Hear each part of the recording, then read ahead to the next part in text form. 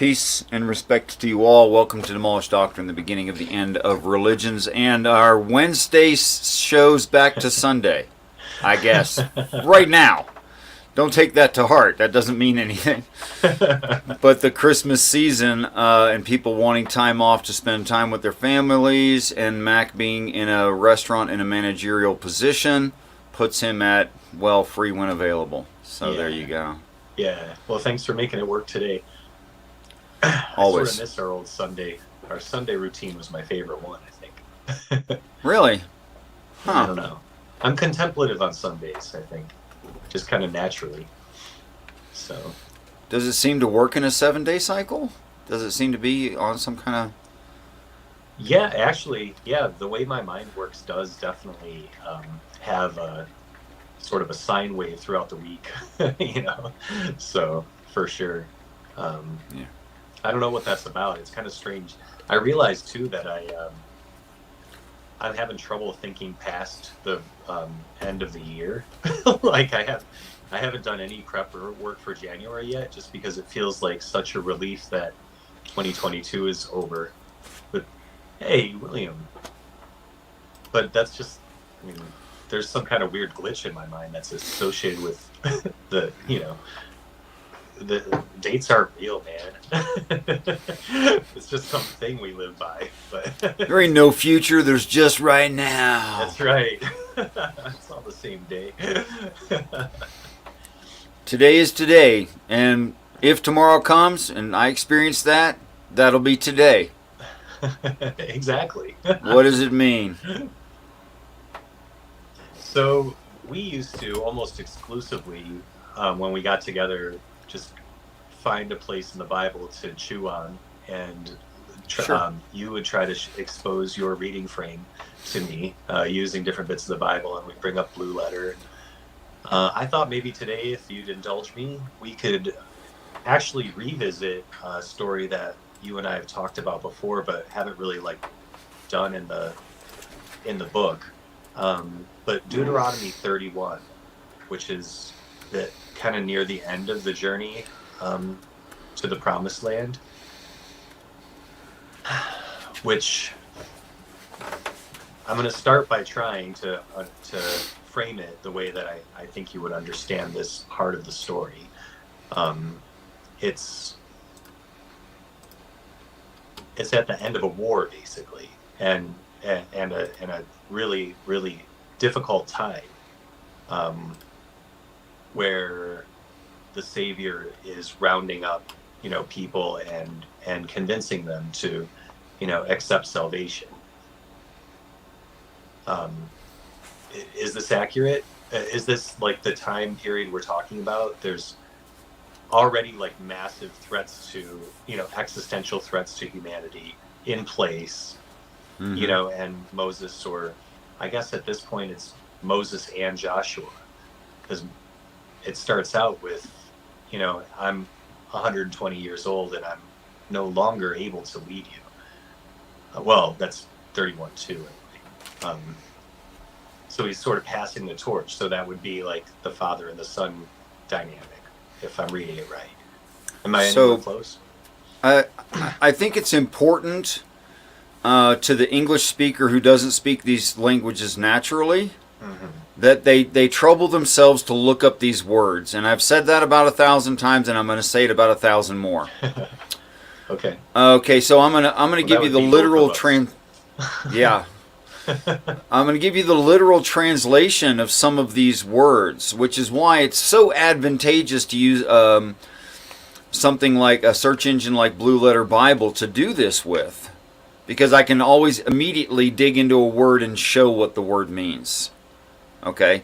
So, because this is... I take this extremely seriously. You and the listening audience, maybe Mac, if you take this extremely seriously... To do the rest of this show today, I would suggest that someone who's very interested in this, go ahead and get a notebook and a scribble stick. Go ahead and do that, and we'll give you time to do that. All right, just a second. Uh-oh. Don't hit the wrong button.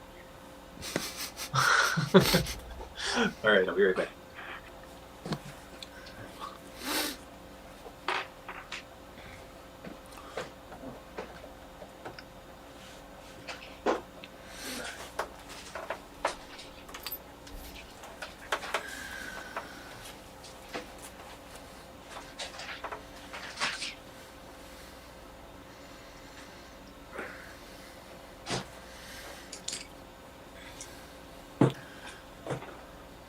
Now, believe it or not, the definitions of these words that didn't get translated are very important to the story. And I'm not saying in this one story, and I'm not cherry picking. I mean every time, every story.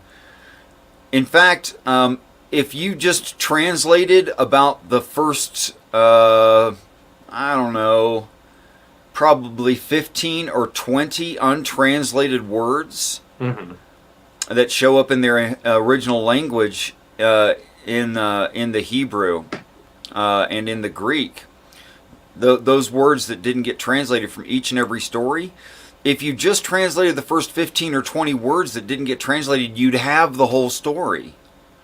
That's where they put in all the names, all the proper nouns. That's where they put them in, is right at the beginning. Of course, they're going to use them again, to make sure that you understand. But if you don't translate these words and you don't speak these languages, then you really did not hear the story. You didn't. Right. And so the English speaker gets ripped off. And this is what the Jews say, you don't read Torah. Well, they're not kidding. You don't. Okay. And they say, well, read it in the Hebrew. Learn Hebrew and read it in the... Luckily, we have these standard definitions. We can go into this and just use like a Blue Letter Bible search engine. Okay, so I'm going to do these real quick. I'm not going to look into the etymology of each and every of these words because it's just a little bit cumbersome. Although I can, everything I say, I can back it up. Okay, so Moses drawing out. Right. And then Israel. Right. If you look into these words, that word right there is Hebrew 4:10, God. 8280, to struggle. So it's literally to struggle with God. The with is implied. Okay, to struggle God. Mm-hmm. So go into the next section. And you only have to do the key words that didn't get translated, so you don't have to do a whole bunch of them. It's not that bad. The word Lord right there is actually Jehovah, or Yod-Heh-Vav-Heh, Yahweh. The word Jordan, actually Yardain. Huh. It's descender. It's actually a place of the descender. It's not a river. It's the idea of descending. In fact, a specific descender.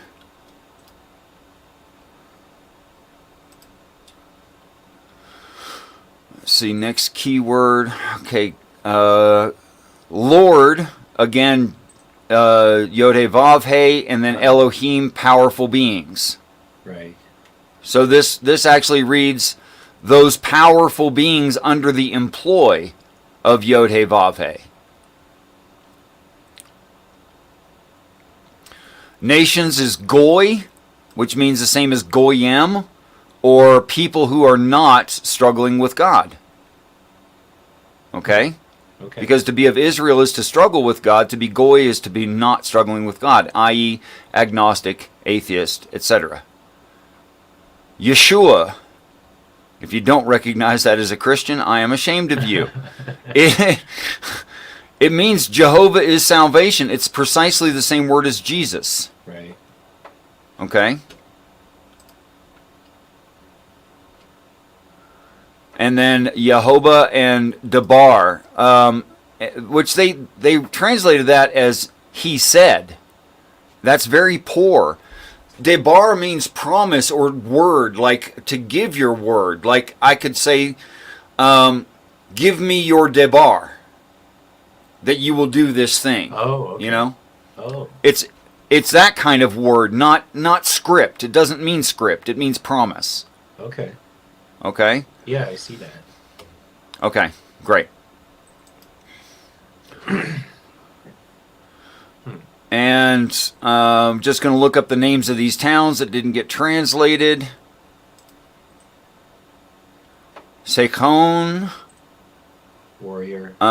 Warrior. Okay, that's not very deep. What kind of warrior? I want to know what. Long-necked warrior. Sweeping or wiping away warrior. That kind of long-necked or having long reach. Mm-hmm. Okay. And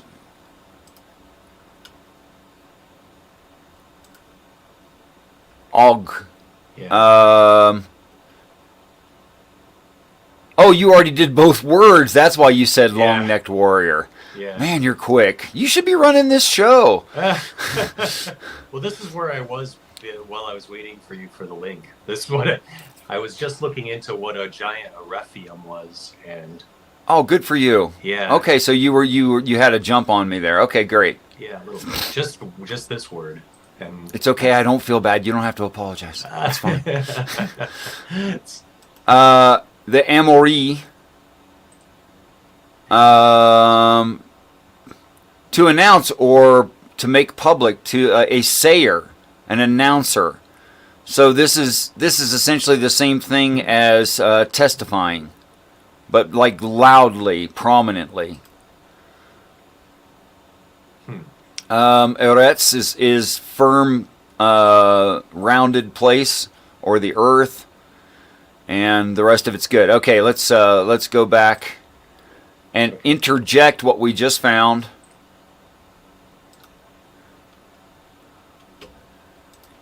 Let's interject what we just found into the text.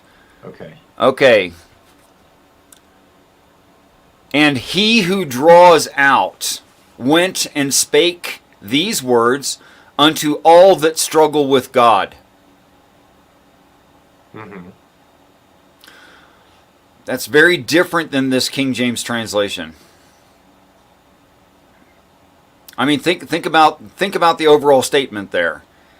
He who draws out went and spake all these words unto all those that struggle with God. Mm-hmm. And he said to them, I am, one means God, 100 means God's elect.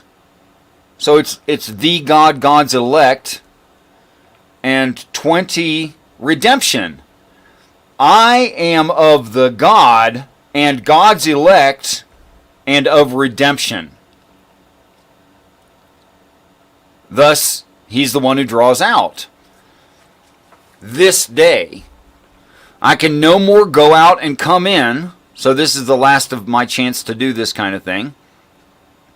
Also, Yod-Heh-Vav-Heh hath said unto me, which this said right here is more likely Debar promised, something like that. Okay.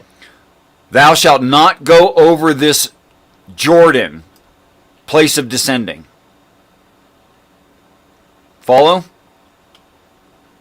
It's gonna give it more clarity in a minute. You shall not. Yeah.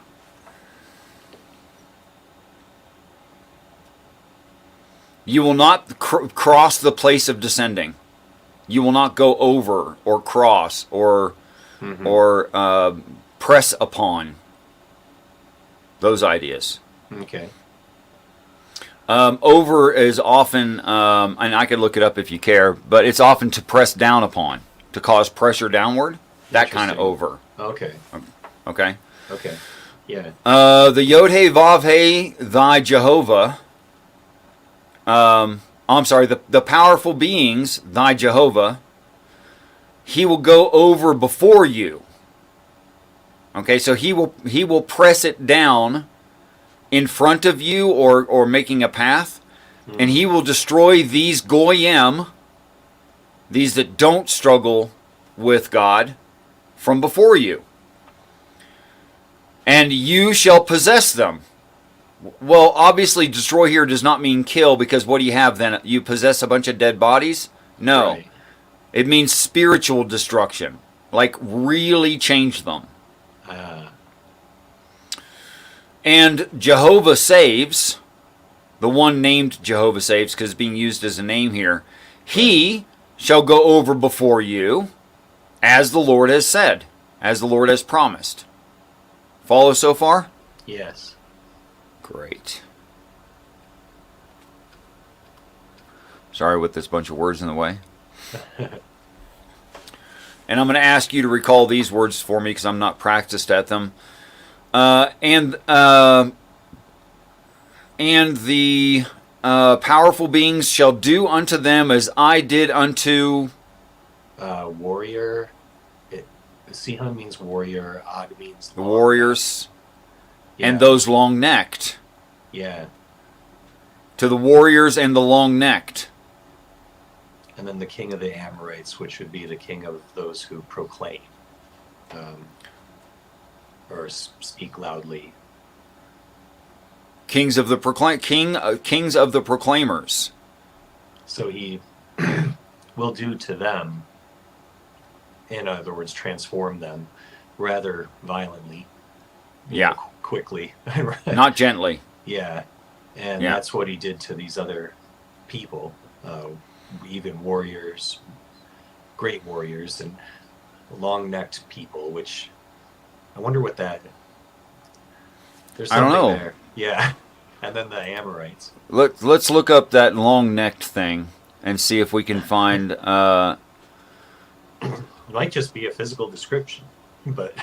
Was that Sihon or Og? It was Og, That's wasn't Og, it? Yeah. Yeah.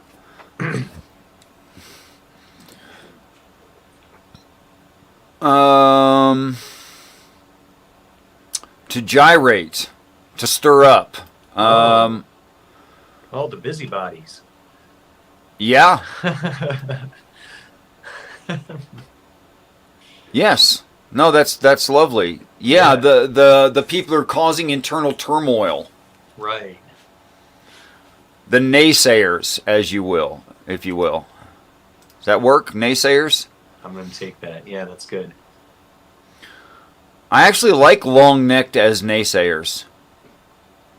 You know, the busybodies are always long-necking. They're looking off to the side all the time, looking at what other people are doing and stuff. Totally. Sticking their head in other people's where it faces. where it doesn't necessarily belong. Right. Huh. Okay, so what does all that read all together? What is this an overview of? Because it's opening a story. It's starting with an overview. This is the battle. This isn't after the battle. This Right. is the Savior leading, I guess, his army into battle.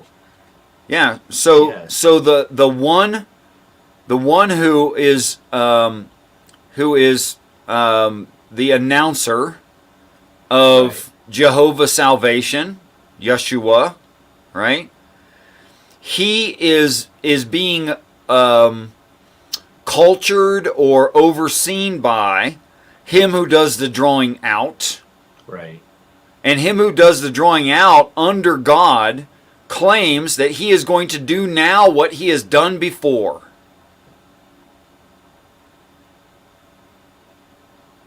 Right. So the time of drawing out is the ascension or during the end times. Right. The one who does the drawing out is the Father. The one who is announcing that Jehovah's salvation is the Christ, definitionally the Yeshua. And God leading this whole thing is going to do what he's done before. In other words, it's talking about the cyclical nature of end times. Good, no good, total crap. You're crazy, Richard. That's not what it says. Whatever you want to say. I would never say such things. Well, I'm persuaded that since this works 100% of the time, right, that it is the consistent reading because it works 100% of the time. It's definitionally consistent. And you can keep going in this story like that. Try to bear those definitions in mind as we read a few more lines. Yeah, okay. And the Lord shall give them up before your face. Who's he talking to? Jesus. That you may do unto them according unto all the commandments which I have commanded you. You have power over end times. That was obvious. Be strong and of good courage. Fear not. Oh my gosh, Jesus needs affirmation. Weird. Nor be afraid of them, for the Lord thy God He that doeth go with thee. He will not fail thee, nor forsake thee. But of course, Jesus says, I do nothing through my own power, but through the power of the Father. And Moses, the one who does the drawing out, spoke unto Jesus, saying, and promised unto him in the sight of all of Israel, in front of all the believers, and said to him, be strong and of good courage. Yeah? Why does it keep doing that? Be strong, there must go with this people unto the land which the Lord God has sworn unto their fathers, heaven. This reads, these are your people, don't be scared of them. These are those that fill your heaven. Wow. Wow. And you individually will cause them to inherit it. How can anyone think this is not talking about Jesus? You know?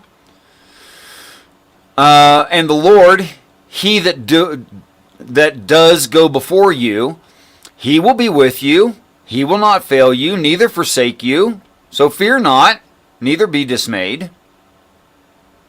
And Moses wrote this law. No kidding. That's the author of the Bible right there. The one who does the drawing out wrote this law. Definitionally. And delivered it unto the priests and the sons of Levi. Levi being a group that don't inherit the land, but they're in charge of the land. They're in charge of the people. And the land belongs to the people. And they are the priests. Right. They're the ones over the people. Which in heaven, this is talking about Christ's. And this is the proper name of a Christ. This is the proper position in heaven of the Christ. So you have priests and kings that rule over angels. There you go. Which bear the Ark of the Covenant, literally container of permanent housing that was promised, which belongs to, of course, the powerful ones, and unto all of the elders of Israel, the highest that struggle with God. Right. Okay, your thoughts.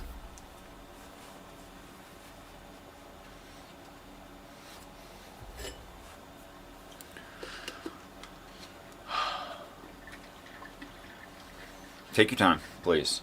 Don't feel rushed. Dead airspace. Dead airspace is fine. People need to think. People should think more often and for longer. For sure.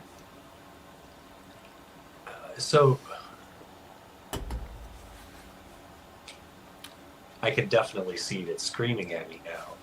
I mean, and you're right. It's just about the key words, and I see the next ones coming up too. That Festival of Tabernacles, I would want to look up, and there's another Elohim down here, probably down in 3112.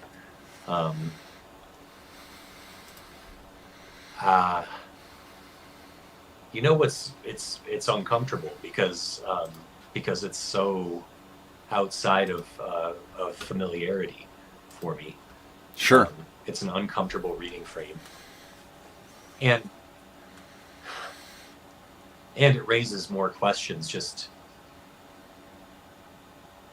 in terms of the other stuff that naturally gets challenged, the other, assumptions and expectations that get challenged from this reading frame. But I think I can anticipate that later when we're done streaming and I'm thinking about this, it's going to occur to me again.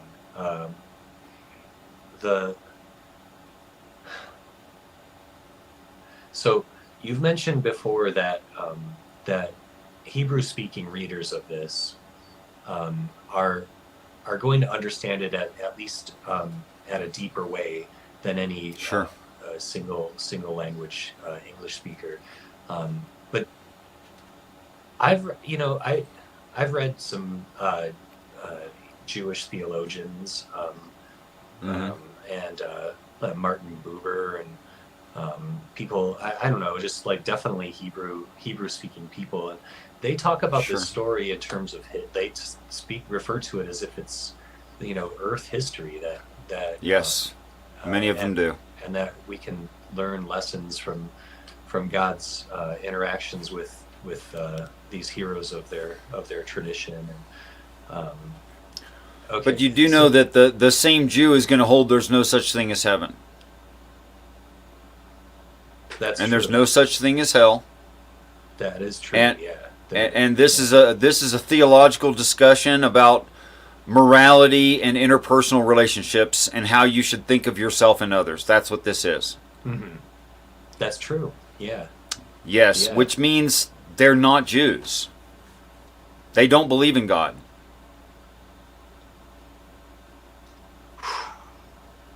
I'm sorry, but they've defined themselves out of Judaism. Interesting.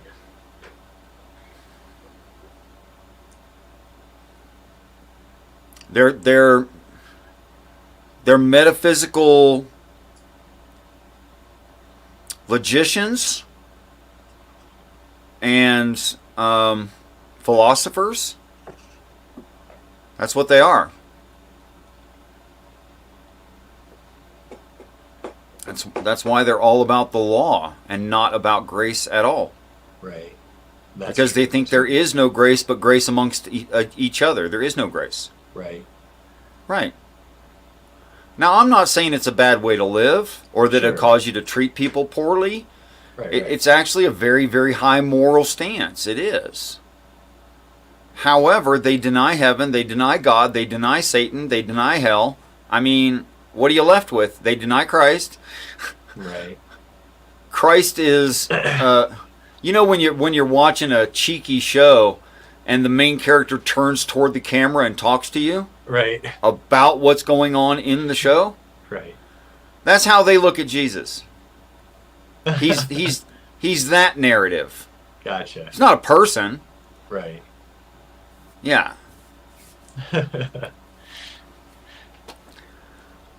He's kind of letting you in on it. He's the one who's building that bridge between, okay, this is too difficult to understand. I'm just going to look at the camera and explain it. Right. That's Jesus. But well, I bet you could get somebody to agree that the seven spirits are real. oh yeah, they'll agree with that all day long because it's all philosophical. Right. Right. Yeah, in fact, they would take the seven spirits of God as being highly serious. Those that think the text has real mean value. Right. And they would talk about that sort of thing a lot more than I would, which is fine. Yeah. But because it's specifically about philosophy, like that's the whole topic right there. All right. I think that answers that challenge pretty well. What was the challenge? I told you later I would be thinking about your assertions about Hebrew-speaking people, having an advantage to understanding your reading frame. Well, I'm afraid we only addressed the negative and not the positive Jew. Yeah. Because there is the Jew who looks at this like,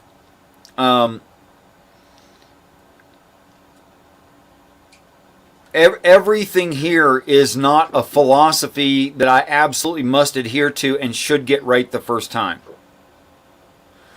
But it's and I heard it described this way by the printer lady. I don't know if she's still around, but she's a Orthodox Jew. And she said it this way. She said, to sin is to nock an arrow and draw back and release and completely miss the target. They're right. Right. And that's literally what the word means. Okay? Right.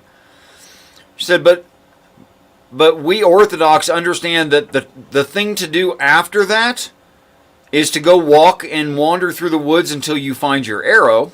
Right. Go back to your X on the ground and knock it again. Not that you had to hit it the first time and you're a horrible person for not hitting it. Right. But this is a learning process, and you should be making mistakes and growing. And that's not trying for mistakes, not trying to miss the mark, trying to hit it. But it's totally expected and acceptable that you do miss the mark. And to my friends, sorry, go ahead. That you struggle with God. Yes. Right? That's true. Absolutely. It's to struggle with God. Yeah. And to my friends who are not of the Hebrew, the Israel, and struggling with God, there's a word of hope in here for you. Gather the people, that will mean Hebrew right there. The believers, those who struggle with God. By the way, even the believers struggle with God, just so you know. Right. Right. That's gather the definitional. Yes, it is. Yeah. You can't deny it. They have not come to fully accept. They are struggling. Right. And I don't care what they say. They are struggling. Gather the people together, men and women and children, and the stranger within your gates. Right. The NIV says the foreigners residing in your towns. That works. Yeah. Because foreigners still means outsider, means someone that's not aligned to your way of thinking. They're from some other culture, something like that. Right. That they may hear and that they may learn.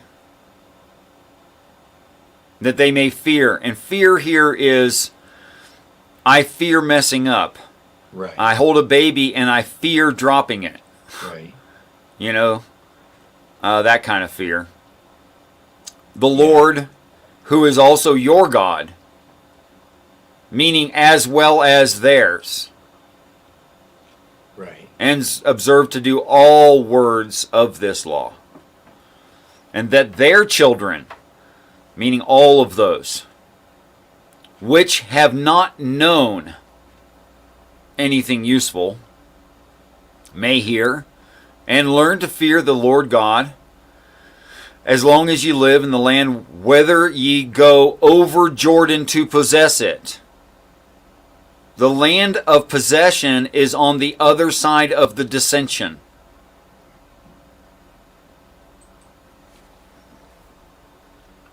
Which is why those things are named those things. Right.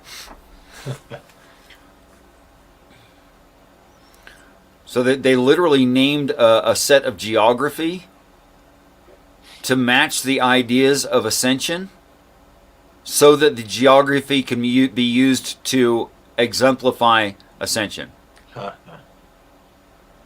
Which is pretty darn smart. Yeah.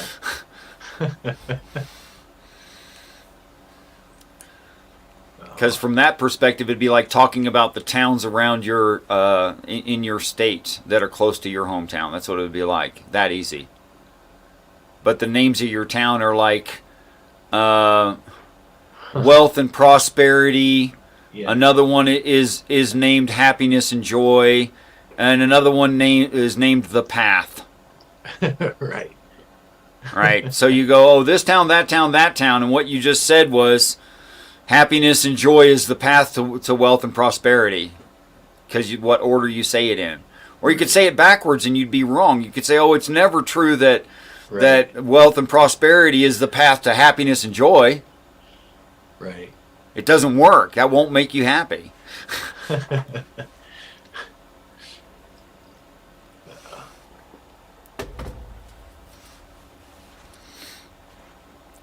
Yeah, and actually the testimony of Jesus Christ and the towns that he goes to reads like that. It's a story in and of itself. Oh yeah. Cool. It's a story within itself. I'm not surprised at this point. Yeah, even the places he's supposed to be from, the tribes he is assigned to, because he's assigned to 2 different tribes of Israel, right? No. And that's supposed to be by birth. You can't be born in two different tribes, right? Right. But he is. Because it's not talking about literal tribes. Is this Anyway, is I this the could go on lineage forever thing? about that. The lineage thing, yeah. Yeah, where like there's two lineages. I started translating Matthew 1 Yeah. the other day. I have not finished it yet. But it's one of those things like the begats where it starts to tell the story again. Oh, there is not a wasted word in the Bible. Yeah, I know. When it reads Og, it doesn't mean Og. It means what Og means. Right. And the Christian is reading this going, man, this is some boring crap. But I love God, so I'm going to read it. I don't know what it means, but I'm going to read it. You know, it's okay. It's just some places in the ancient Near East. Cool, I'm moving on now. Not reading that section again. Yeah. Wrong.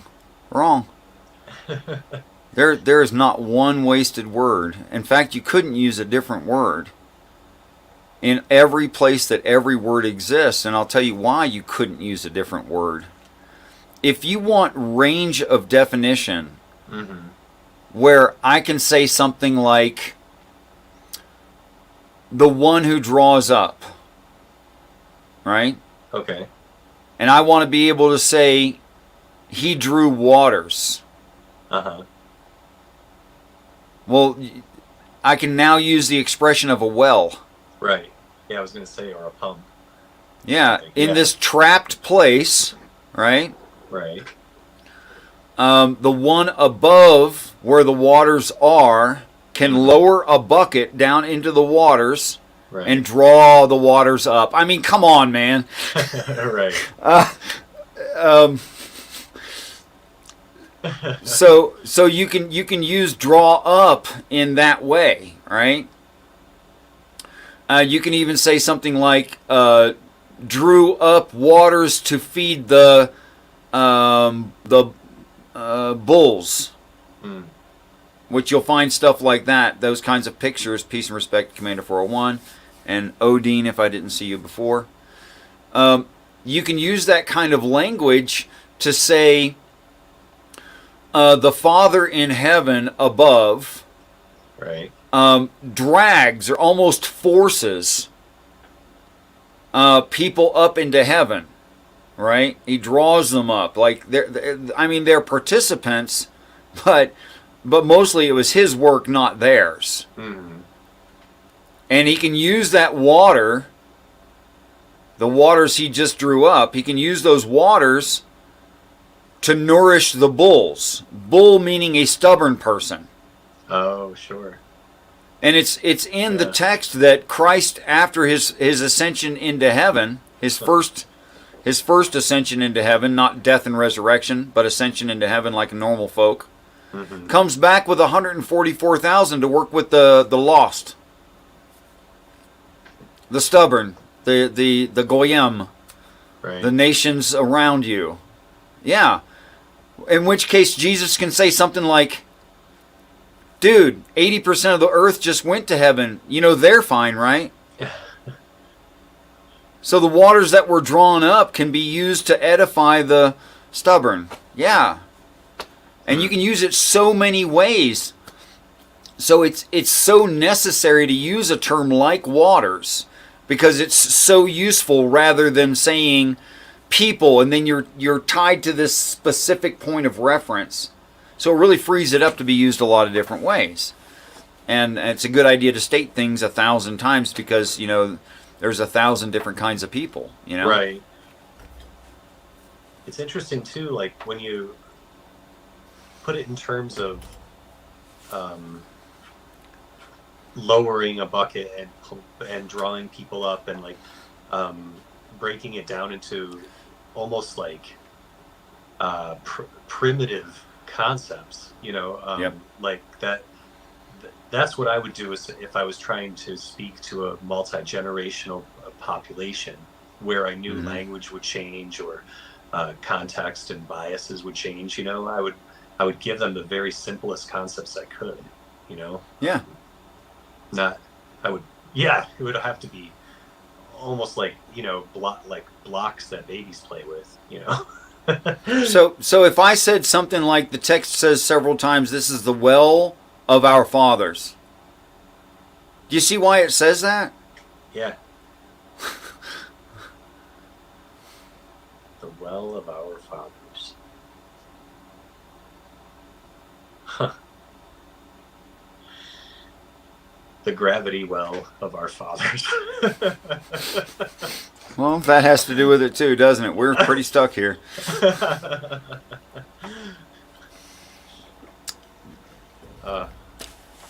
So I really want to encourage. Look, here's what it boils down to, and Matt Dillahunty says this, and it really bugs the piss out of me. I mean, it really bothers me because he says it, but he doesn't do it. It'd be fine if he said it and did it. Okay. But he doesn't. He says it and then he fails to do it. He says, I want to believe as few false things as possible. Right. And as many true things as possible.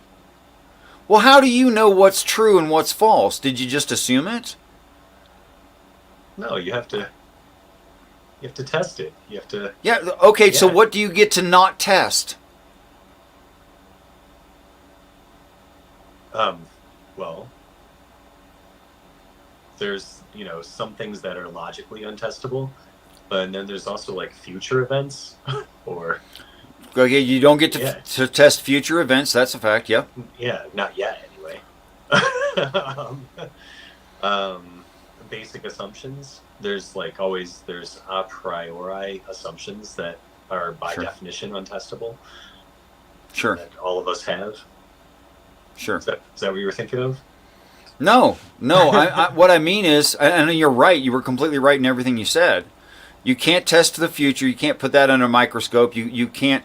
You can use logic as a disqualifier to say, well, that thing is impossible. That's not going to happen. Yeah, that's true. Yeah. But logic won't get you to qualification. It'll only get you to disqualification.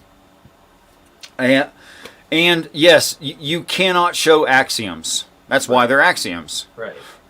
You just have to assume. You have to assume I, and you have to assume think, and you have to assume I, and you have to assume am. Right. You have no choice about it. But what I'm talking about is in available information that is testable. What should you not investigate to see if it's true or not if you're a truth seeker? So you can't be honest and say I'm a truth seeker, and then swipe huge amounts of information off of the table of discovery. You can't. You have to look at it. Yeah. Oh, you're saying the answer is nothing. Almost nothing. Yeah. Yeah. No, it's all up for examination. Absolutely. And there's two ways of looking at all of this. Yeah, everything should be subject to investigation. But you can't say, you can't be a child and say there's no such thing as large albino whales. Right. You can't be a child like that. And derive at truth. You have to say, is it true that obsession can ruin your life? Right. And yeah, that's true. And you should totally accept Moby Dick as a fact of reality. Right. In that way. Not that you should accept there are large albino whales. Right. Which there could be, but that's not the point. Right. So you're saying that Matt deliberately dismisses a body of evidence. Yeah. And he's failing because of that. I think that's probably true. I think that's probably true for a lot of people who consider themselves investigators of truth. We'll reject evidence based on our emotional response to it, or hang-ups or whatever like that. Well, that's the difference between skepticism and cynicism. Oh, sure. They think they're skeptics, but too often they're cynics. Right. Right, they're sneering. Yeah. Yeah. Yeah. Yeah, for sure. That's what it is. I mean, all of us should be skeptical. Christ actually demands it, saying, let us reason together. Right. That's not a suggestion. Right. To the adherent Christian, that's a command. So a Christian who won't use logic has no excuse, Right. and can barely call themselves a Christian in the truest sense when they're ignoring a statement of Christ. Right. So yeah, you should look at it harshly. You should look at it skeptically. Which is what led me to where I am, saying things like, Sure. if you don't speak that language, you don't understand that word. Right. Which is just evidently true. You wouldn't. Right.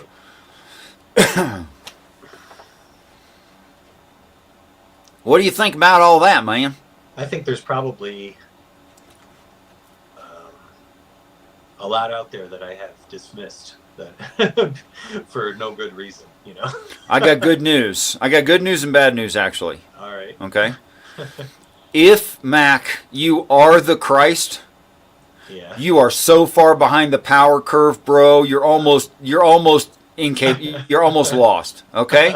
Yeah. Like, you got no chance of catching up, almost. Okay. However, That is a risk. if you are of Israel and you are struggling with God, well, then you're probably ahead of a lot of folks. Yeah. Yeah. So there's that. True. I do. Just pray to God you're not the Christ. That's all. Yeah, for sure.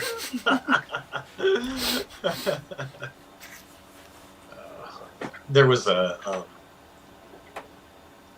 underground comic book back in I think it was in the 80s, that was purportedly to be about the second coming of Jesus, but he was late. He was being lazy and he didn't want to start the apocalypse and stuff, so he just was bumming around and like getting rides from people, and the Christians were driving him crazy, you know, and he wouldn't pay rent and stuff, and it was sort of like that kind of idea, you know, just like the failed Christ, like, yeah, and God being well, like, hey, you gotta postponed, the reluctant hero.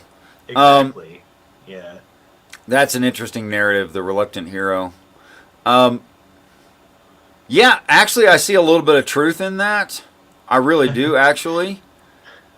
Not that it's Christ's decision. The decision is up to the Father. He was the one Right. that terraformed the planet. He is the one that does the drawing up. He is the giver of rest. He is the Father of all here. You know, the Abraham. Uh-huh. He's those things. Yeah. So, not that he's the total Father, but because that's Adam. But in a manner of speaking, he's the Father. Mm-hmm. So not so much that Jesus would just be bumming around, you know, and reluctant to do it. Because, right. I mean, if I said to you, Mac, in a very, what was the name of that movie series where people had to hurt themselves to escape death? What was that? I'm not sure what you're talking about. Movie series? Yeah, Carrie Elwes was in one of them. I think the first one, maybe the second one. Like, the mastermind would design a trap, or just drug them and put them in a trap. Saw. Yeah, the Saw movies. Yeah. Yeah. So let me just directly ask you. Okay.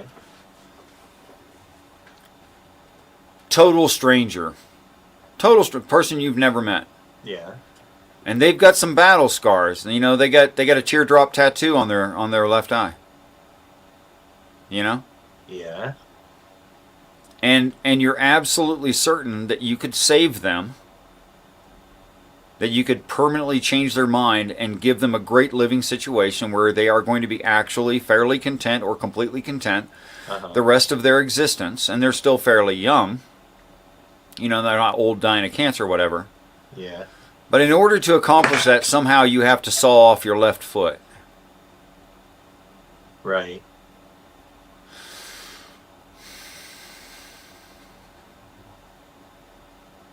What do I do? Right. I mean, that's an uncomfortable question, because the fact is that situation is true. is present in right now. It is. I mean, maybe not my foot, but I Right. could go donate an organ right now and save somebody's life, and shorten my own. Or I could give up all of my wealth to my piddly amount of savings, but that would mean a lot to somebody, you know. Yeah. Yeah, it would mean a few nights in a hotel for somebody, you know, more than they have now. So, so the answer is, I am faced with that situation, and I don't cut my foot off. We are. Right. We are. Yeah, all the time, all of us, every day. Right. That's right. And it's not an easy question to answer. Right. Nope. And the key to answering the question is, and what I'm saying is, how much should Jesus sacrifice for the people? Doesn't matter if he's met them or not. It doesn't matter if there's 1 or 8 billion. Him knowing what he must do in order to save them, how could he refuse? Right. So you can say something like he has free choice, but does he? Right. Sort of yes, sort of no.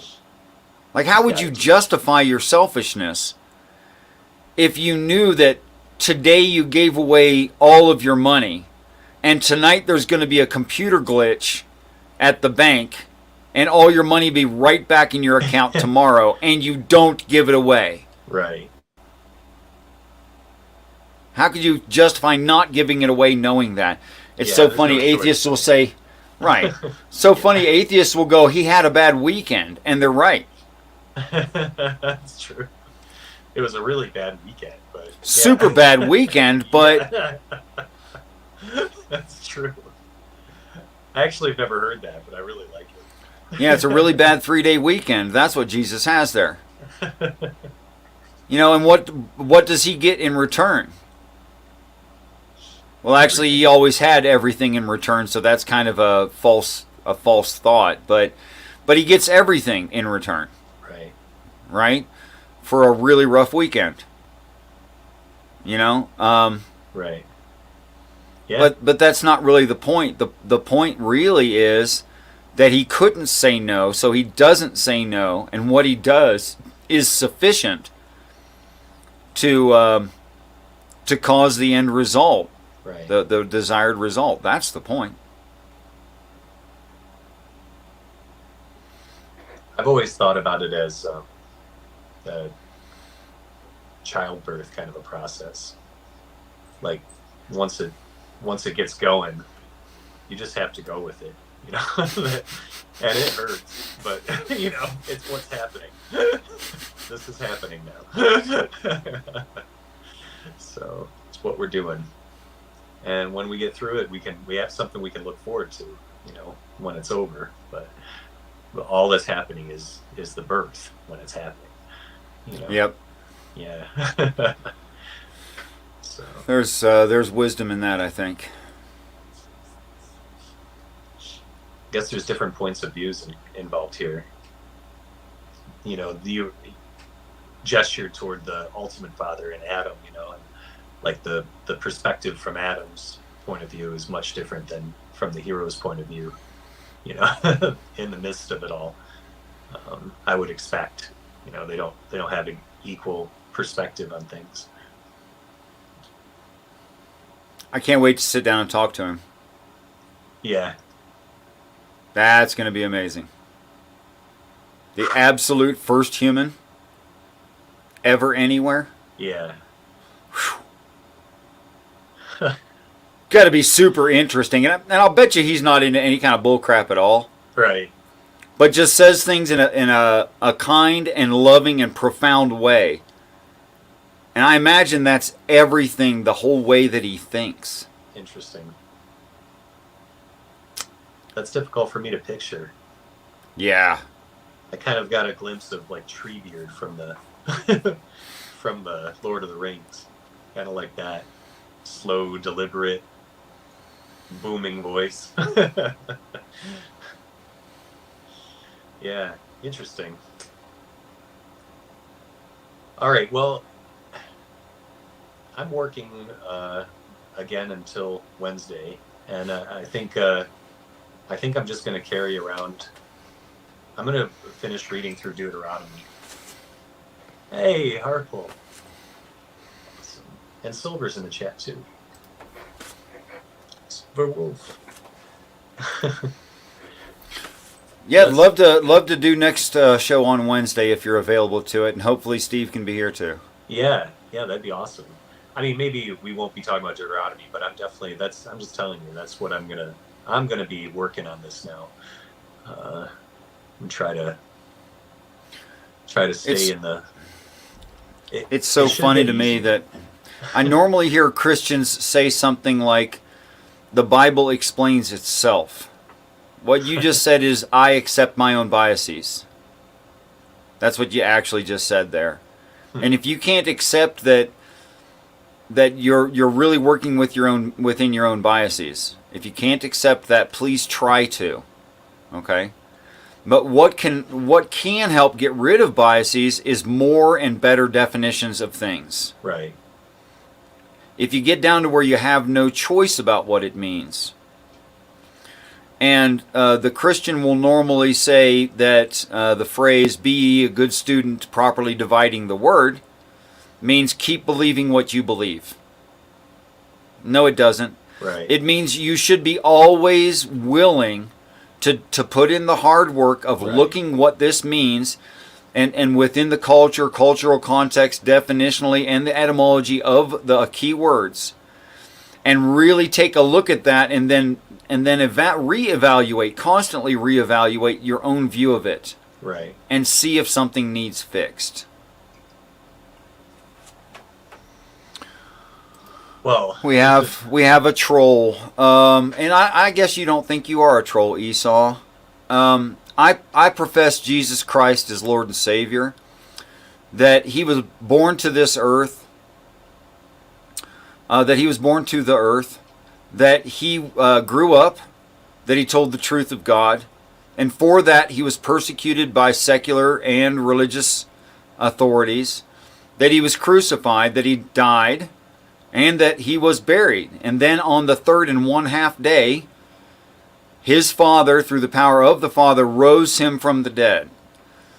This is the good news of the gospel, that not only did the Father have the power to resurrect the Christ, He has the power to resurrect you. Because it wasn't a one-time deal. It wasn't a one-off. It wasn't an accident. It wasn't a maybe. So yeah, you can have justified faith that you'll see your great-grandma in heaven.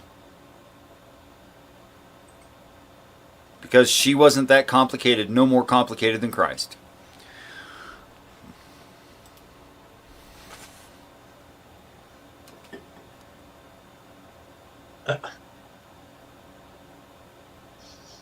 Tell us why you blocked Jill after our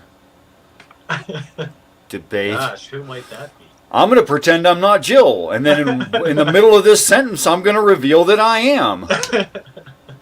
Hi, Jill. Hi, Jill. By the way, I want you all to know that alpha is not the best thing to be. And I'll tell you why. Alphas have a tendency to not be able to learn because they know they're in charge. Now, betas are not in a much better position because they're being charged. They're being ruled over by the alpha. Right. And really, a man's man is a sigma, who doesn't give a crap what you think. He doesn't need to be in a leadership position. He can lead or follow. And when he leads, he outshines the alphas the greater majority of the time, because the alpha is just self-absorbed and can't think about others, doesn't know how to really work with people, where the sigma does. So if you were smart, which you're not, you'd want to be a sigma, because you defeated yourself in one sentence, man. You can't be very darn smart. I don't know. Blah, blah, blah, The blah. same debate as I watched, but that was painful. That was cringy. There was nothing of substance in that conversation. It's terrible. Yeah, well, I It made mean, me I grit was... my teeth. I was reduced to refuting an absolute straw man, which was an evident straw man, which isn't even interesting. Yeah, it really wasn't. Now, what I agreed to was a debate. I'd still like to have one. In fact, anyone listening now, or anyone who might watch this in the future, and Mac, you as well, if you run into people who want to get into debates about these topics, I'd love to engage with a serious debater. I'd like to see that too. The more educated they are, the more they know about scripture and words and the languages and everything, the happier I'll be. Yeah.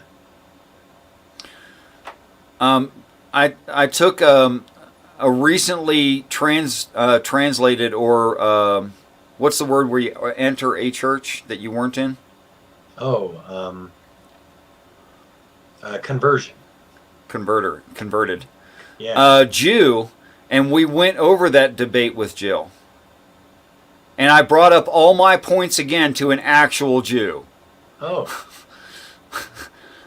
Who actually is, they haven't mastered the language, but they understand a lot of the language and a lot of the roots. Okay. And we had disagreement as to intent of authorship at points. Okay. Like, what does this mean overall? But definitionally, we agreed on every point I brought up, including words like archangel versus angel, and for all the reasons that I'd said. I see. And she would argue with me. She's not one of those Right. super pliable people. She would just go, no, you're wrong. And here's why, because I've seen her do it. Yes, I'm looking for master debaters. That is true, Harple. Classic.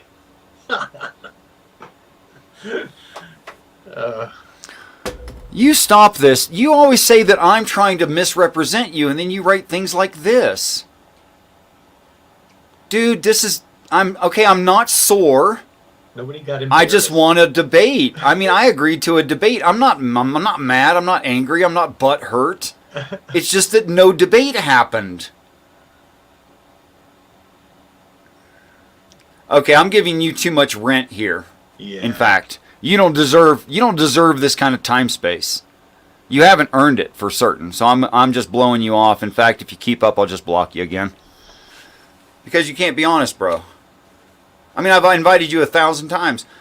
In fact, it makes me want to cry. I'm kind of choked up about it because I love you. You're a child of God. It really is a shame. And I've invited you to be honest. He's a smart guy.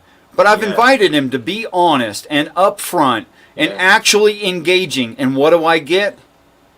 I get goalpost shifting and straw mans. Right. And that's all I get is literally those two things. Yeah, Oh, that didn't work? I'll just move the target over here. Oh, that didn't work? I'll just move the target over here. Come on, man. That is not winning an argument. And the reason you don't win arguments is because you're wrong.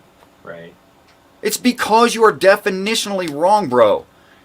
It's not that everyone hates you because you're right. That's not it. You've got that Christian persecution complex thing going on. Other people disagreeing with you can mean that you're wrong. Right.